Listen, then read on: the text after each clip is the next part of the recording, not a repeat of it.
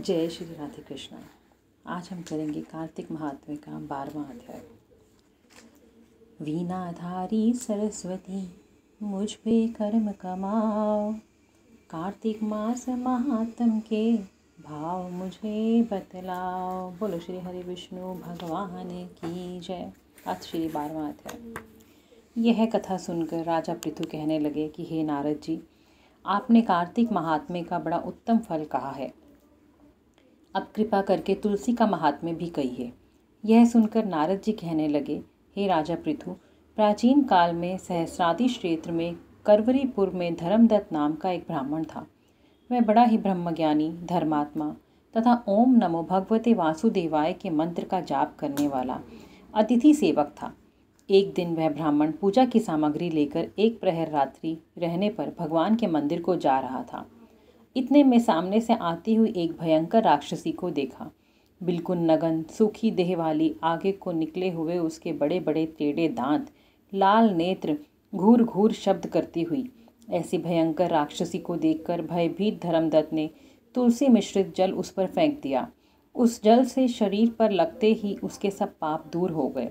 वह हाथ जोड़कर धर्मदत्त के पैरों में गिर पड़ी। तब धर्मदत्त कहने लगा कि तुम कौन हो और किस पाप के कारण तुम्हारी यह दशा हुई है, वह मुझसे कहो। वह कहने लगी कि सौराष्ट्र देश में भिक्षु नाम का एक ब्राह्मण था। उसकी मैं पहली पत्नी थी और कलहा मेरा नाम था। मैं ना तो कभी अपने पति के मीठे वचन बोलती और ना ही उसको कुछ खाने के लिए अच्छे फल व भोजन देती। यह देखकर जब मेरे पति ने दूसरे विवाह का निश्चय किया तो क्रोध में आकर मैंने विष खा लिया और शरीर त्याग दिया।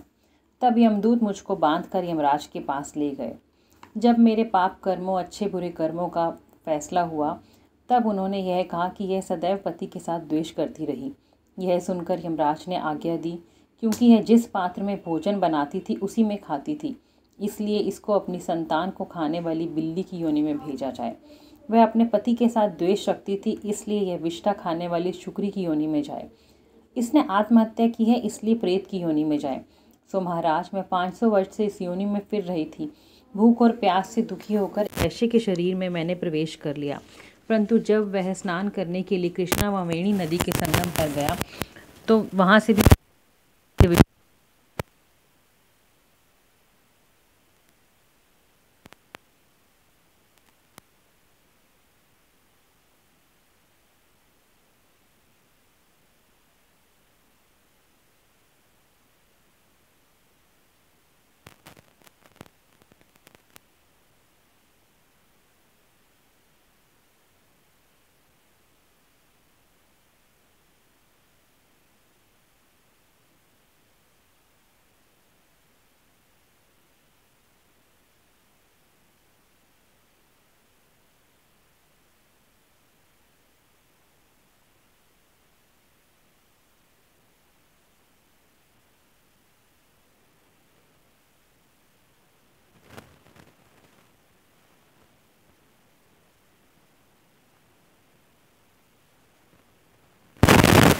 समय भगवान उसको विमान में बिठाकर वैकुंठ को ले जाते हुए धर्मदत्त से बोले, हे ब्राह्मण, तुम धन्य हो जिसने अपने पूरे जीवन का आधा पुण्य इसको दे दिया।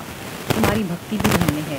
तुम्हारे कार्तिक व्रत के आधे पुण्य के प्रताप से ही इसको मुक्ति मिली है। हे विप्र, कालांतर में तुम भी राजा के कुल में उत्पन्न होकर वैकुंठ को प्राप्त हो जाओगे। बोलो श्री हरि विष्णु भगवान की जय।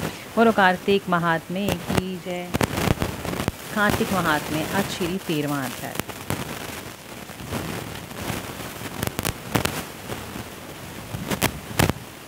इतनी कथा सुनकर राजा पृथु ने कहा, हे महाराज, कृपा करके भगवान का महात्म्य।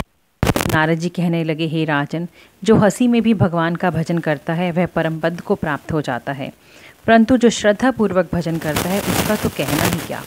इस संबंध में हम तुमको एक पुराना इतिहास सुनाते हैं।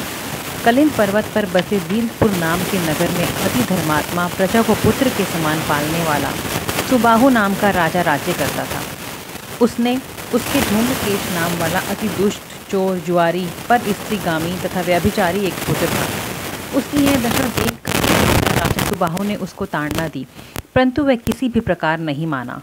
गेंद खेलते हुए एक दिन उसकी गेंद छोटी रानी के महल में जा गिरी। जब वह गेंद लेने के लिए महल में गया तो रानी उस पर मोहित हो गई और उन दोनों ने कामाद होकर भोग किया। जब राजा को इस बात का पता चला तो उसने कुमार को देश निकाला दे दिया। पुत्र होने के कारण उसने प्राणदंड नहीं दिया।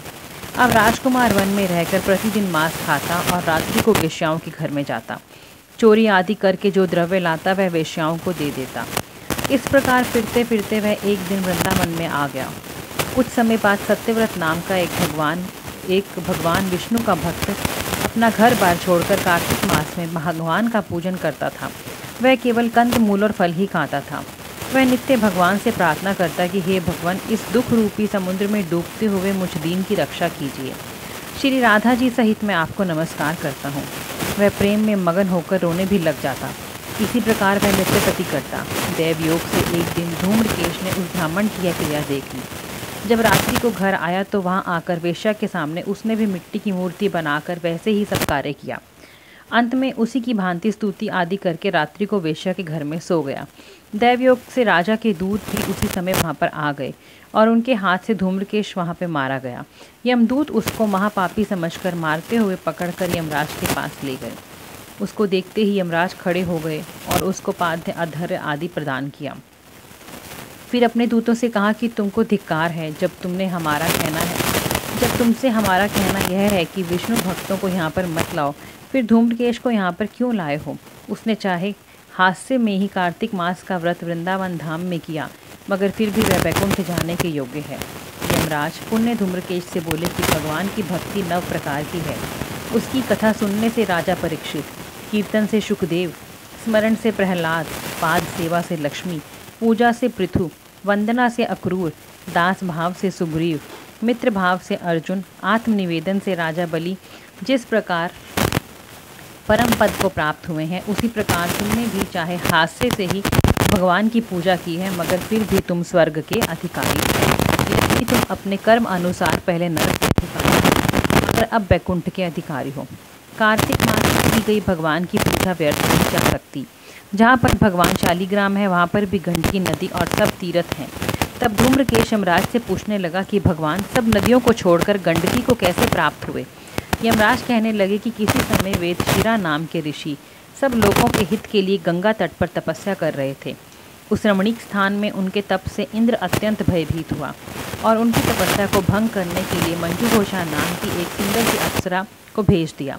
मंजूघोषा वन में क्रीड़ा करती हुई अपने यौवन तथा रूप का प्रदर्शन करके अनेक हाव भाव दिखाने लगी।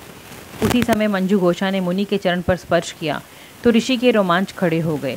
उस समय मंजूघोषा ने ऋषि को अपने वश में जानकर उनके गले में अपनी भुजाएं डाल दी।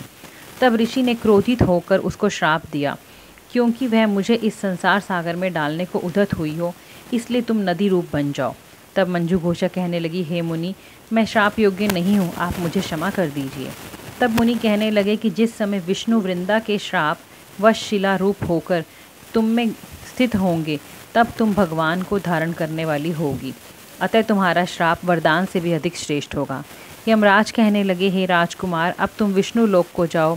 तब धूम्रकेश सुंदर विमान में बैठकर बैकुंठ लोक को अध्याय समाप्त। बोलो श्री हरि विष्णु भगवान की जय।